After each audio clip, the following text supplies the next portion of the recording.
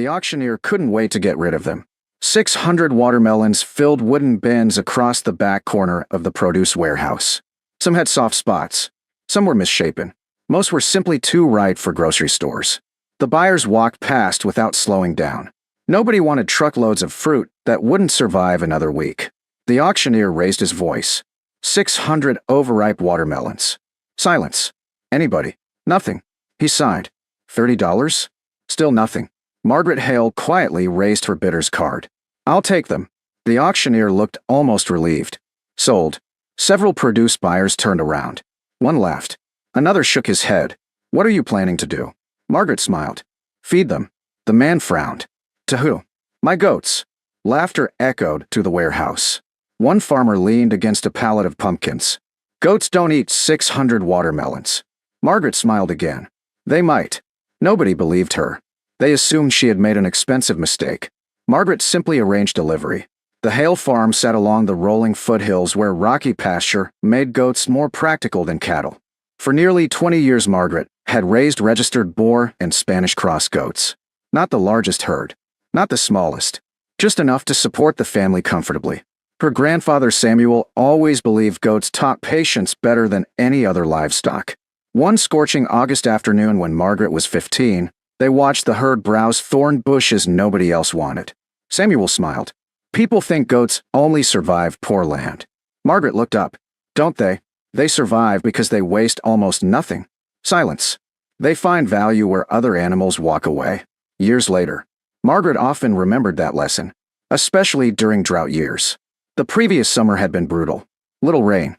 Poor hay production. Feed prices climbed every month. By early autumn, everyone worried about winter. Hay auctions became competitive. Grain prices increased. Some ranchers even sold breeding stock because feeding costs looked impossible. Margaret searched for alternatives. Not shortcuts. Alternatives. Nathan Hale found her reading livestock nutrition books one evening. The kitchen table disappeared beneath papers.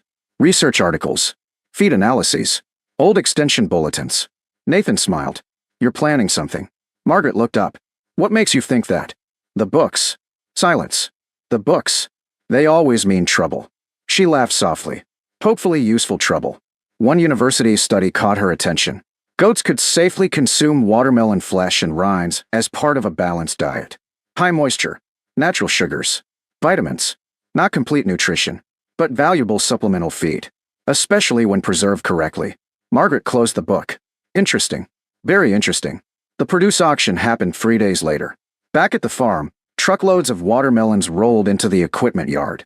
Nathan stared at the mountain of fruit. That's 600? Margaret nodded. Approximately. He walked around the pile. I've never seen this many watermelons.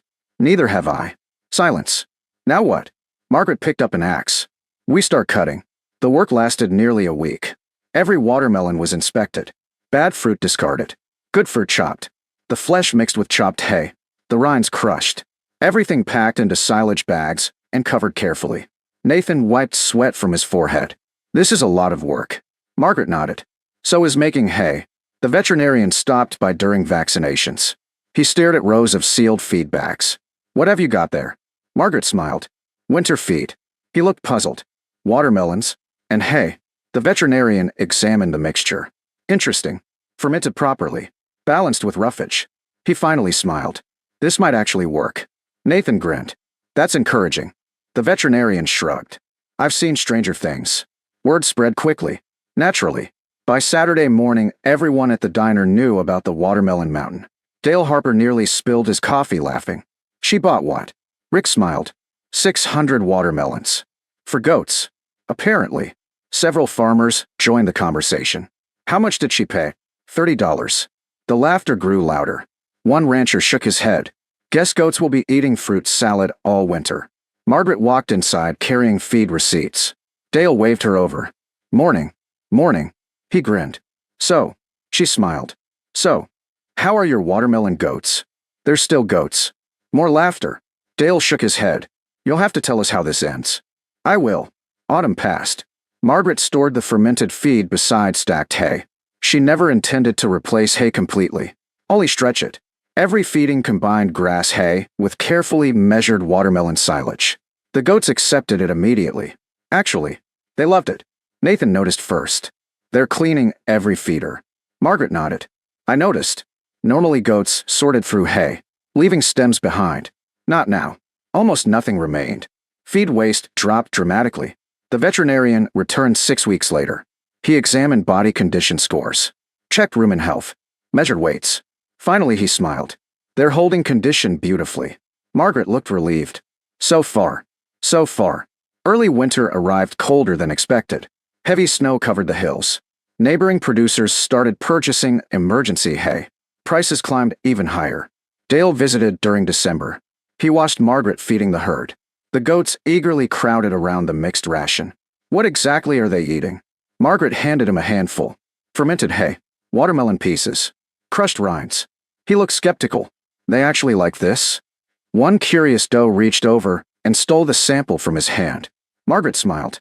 I think that answers your question. Dale laughed despite himself. I'll admit. Long pause. That's impressive. Still, winter had only begun.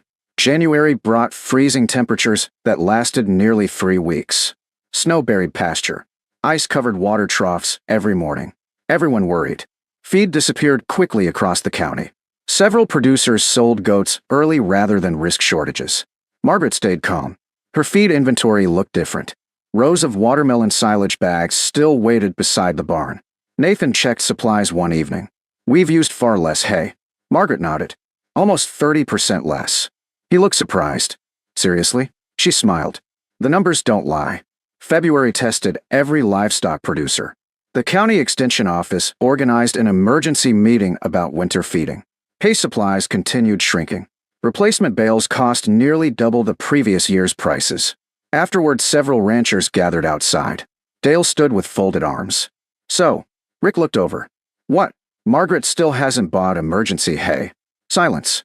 Another rancher frowned. How? Nobody answered. Because nobody knew. One afternoon, the extension livestock specialist visited the Hale farm after hearing rumors about watermelon silage. He spent nearly 2 hours inspecting feed storage, sampling forage, watching the herd. Finally, he turned toward Margaret. I've got a question. She folded her arms. Go ahead. He pointed toward the healthy goats quietly eating beside the fence. Exactly how many bales of hay have you saved this winter? The extension livestock specialist looked across the pasture where Margaret's goats eagerly cleaned every feeder. Then he turned back toward the stacked silage bags. I've got a question. Margaret folded her arms. Go ahead. He pointed toward the feed inventory. Exactly how many bales of hay have you saved this winter? Nathan answered before Margaret could. We've counted. The specialist raised an eyebrow. And Nathan smiled. Just over 130. The specialist stood silent, then looked back toward the healthy herd. That's substantial. Margaret nodded. The watermelon didn't replace the hay. She picked up a handful of the mixed ration. It stretched it. The specialist smiled. That's the important difference. He spent the next hour recording feed usage, body condition scores, and health records. When he finally closed his notebook, he laughed softly. You know what this means? Margaret shrugged. What? Everybody who laughed at those watermelons is about to start asking questions. He wasn't wrong. By the following week, the extension office mentioned Margaret's feeding program during a regional livestock meeting.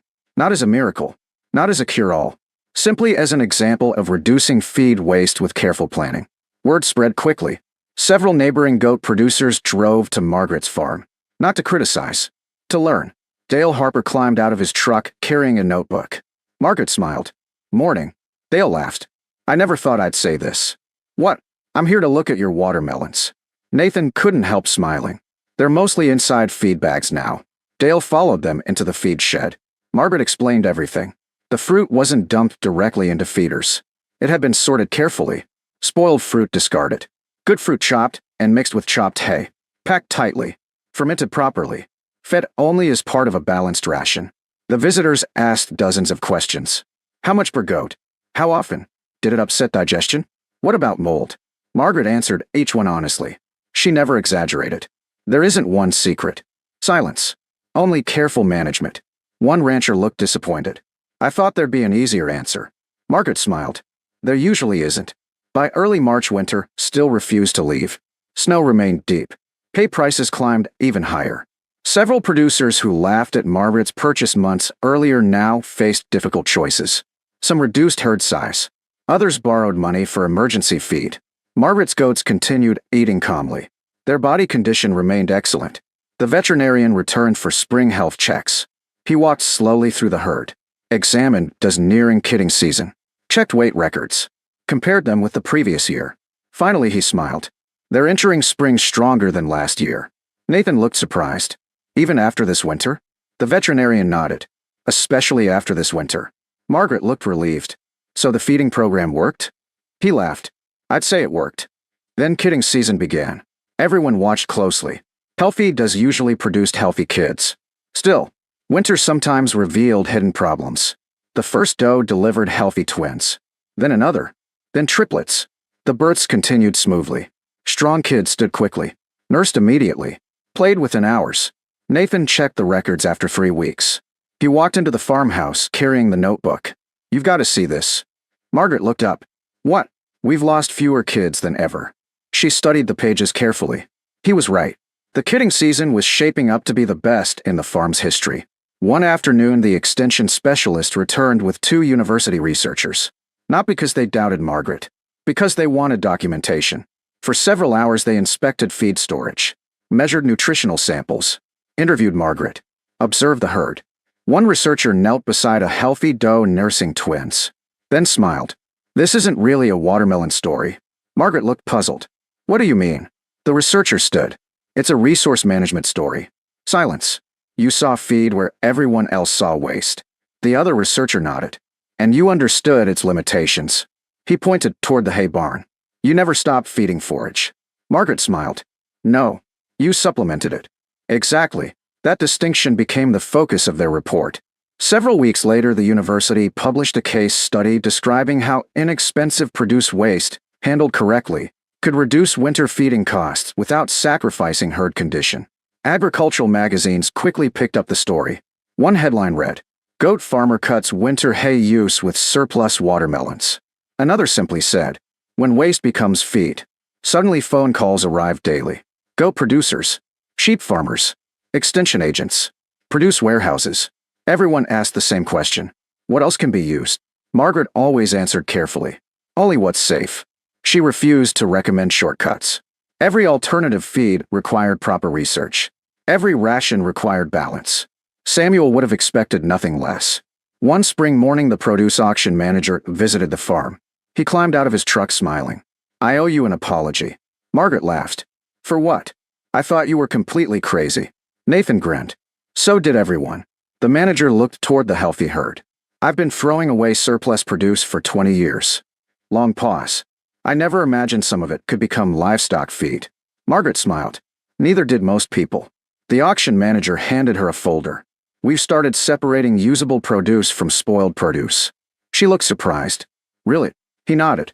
"If farmers can safely use it." He smiled. "I'd rather see it feed livestock than fill landfills." Margaret shook his hand. "I think Grandpa would have liked that." By summer, several neighboring farms had adopted similar ideas. Not only watermelons. Surplus pumpkins. Cull squash. Unsold carrots. Rejected apples. Always researched. Always balanced. Always managed carefully. Feed costs dropped across the valley. Food waste declined. Even the local newspaper noticed. One Saturday morning, the front page headline read, "One goat farm changed how the county thinks about surplus food." That afternoon, Dale Harper leaned against the pasture fence watching the goats browse happily. The herd looked outstanding. Healthy coats. Good weight. Strong kids racing across the hillside. He folded his arms. "You know what still bothers me?" Margaret smiled. "What?" "I laughed at 600 watermelons." "Yes. I thought you'd completely lost your mind." She laughed softly. "So did most people." Dale shook his head. "I was looking at fruit." Silence. "You were looking at feed." Margaret smiled. "I was looking at possibilities." The evening sun settled across the hills. The goats spread quietly through the pasture. Healthy. Strong. Ready for another grazing season. Margaret remembered something Samuel once told her while watching goats browse thorn bushes decades earlier. She smiled. "You know what Grandpa always believed?" Dale looked over. "What?" "The best farmers don't ask, 'What is this?' Silence. They ask, 'What could this become?'" The breeze carried the scent of fresh spring grass across the farm. Months earlier, produce buyers walked past 600 overripe watermelons without a second glance. They saw spoiled inventory, a disposal problem, fruit with no remaining value. Margaret saw winter moisture, natural energy, feed that could stretch precious hay if managed carefully and responsibly. She never claimed watermelons would solve every problem. She never replaced good forage. She simply recognized that thoughtful stewardship often begins by seeing opportunity where everyone else sees waste. By the time spring arrived, her goats stood in excellent condition while many neighboring herds struggled through one of the hardest winters in years. And in the end, the greatest harvest Margaret Hale brought home from that produce auction wasn't 600 overripe watermelons. It was a simple reminder that good farming has never been about wasting less only because it's cheaper. It's about respecting every useful resource long before everyone else realizes its value.